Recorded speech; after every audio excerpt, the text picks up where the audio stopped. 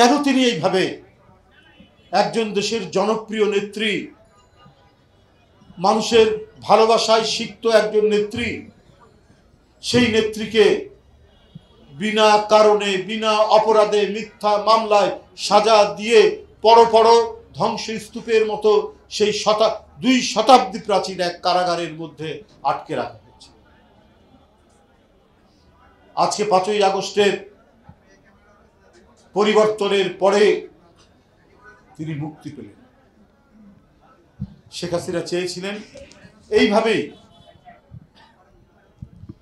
হয়তো একদিন শেষ হয়ে যাবে। উনি নিজের মুখে বলেছেন, আপনার মনে আছে, যে এই শুনি মরে, এই শুনি মরে, কই মরেন না তো।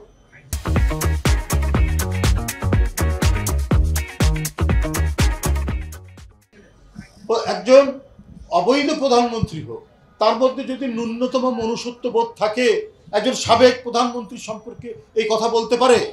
অর্থাৎ তার কোনো জবাবদিহিতা ছিল না, সে জানে আমাকে কারো কিছু জবাবদিহি করতে হবে না, কারো প্রশ্নের উত্তর দিতে হবে না, আমাকে ক্ষমতায় টিকে থাকার জন্য জনগণের কাছে যেতে হবে না, তাই আমি যা করব যা বলবো সেটাই সব শেষ কথা।